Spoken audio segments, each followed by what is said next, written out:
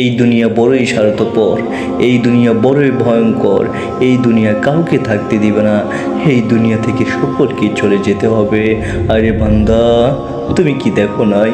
তোমার চোখের সামন দিয়ে তোমার বাবা চলে যাচ্ছে, তোমার চোখের সামন দিয়ে তোমার নানা চলে যাচ্ছে, এই চোখের সামন দিয়ে তোমার দাদা চলে যাচ্ছে, এই চোখের সামন দিয়ে তোমার এলাকার কত ক্ষমতাশীল মানুষ, কত শক্তিশালী মানুষ, কত ব্যস্ততার মানুষও চলে যাচ্ছে।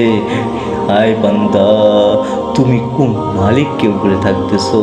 যে মালিক তোমাকে রাতে ডাকে, যে মালিক তোমাকে দিনেও ডাকে, যেই মালিক তোমাকে গুনাহ করলেও ডাকে, যে মালিক তোমাকে গুনাহ না করলেও ডাকে, ওই মালিককে তুমি কেমন করে বলে থাকো বান্দা? আরে না চাইতেই তো তোমার মালিক তোমাকে কত কিছু দান করেছে। আরে তোমরা বলো কি দান করেছে?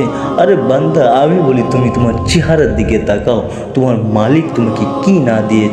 তুমি আয়নার সামনে দাঁড়িয়ে দেখো, তোমার মালিক তোমাকে সাজানোর জন্য চোখের উপরে ভুরু দান করে দিয়েছেন, তোমার মালিক তোমাকে সাজানোর জন্য, তোমার মালিক তোমাকে দেখার জন্য, দৃষ্টি শক্তির জন্য তোমার মালিক তোমাকে দুটি চক্ষু দান করে দিয়েছেন, তোমার মালিক তোমাকে কত সুন্দর একটি নাক দান করে দিয়েছেন, নিঃশ্বাস নেওয়ার জন্য তোমার মালিক তোমাকে নাক দান করে দিয়েছেন, তোমার মালিক তোমাকে শ্রবণ শক্তির জন্য দুটি কান দান করে দিয়েছেন।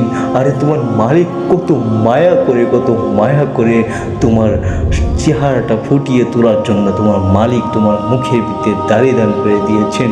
আরে বান্দা, এই নবীর সুন্নতকে তুমি কেমন করে জবাই করো? এই নবীর সুন্নতকে তুমি কেমন করে জবাই করো? আরে মুহাম্মদ সাল্লাল্লাহু আলাইহি ওয়াসাল্লামের কথা কি তোমার একটুও মনে পড়ে না? যে মোহাম্মদ সাল্লাল্লাহু আলাইহি ওয়াসাল্লাম তোমার জন্য আমার জন্য তাহেবের ময়দানে দান মোবারক শহীদ করে ফেলেছে, তোমার জন্য আমার জন্য যে মোহাম্মদ সাল্লাল্লাহু আলাইহি ওয়াসাল্লাম নিজের শরীর থেকে রক্ত ঝরিয়েছেন, সেই মোহাম্মদ সাল্লাল্লাহু আলাইহি ওয়াসাল্লামকে তুমি কেমন করে ভুলে থাকো বান্দা? সেই মোহাম্মদ সাল্লাল্লাহু আলাইহি ওয়াসাল্লামের দেখানো পথ কেমন করে তোমরা অমান্য করো বান্দা? তোমাদের কি একটুও মায়া লাগে না?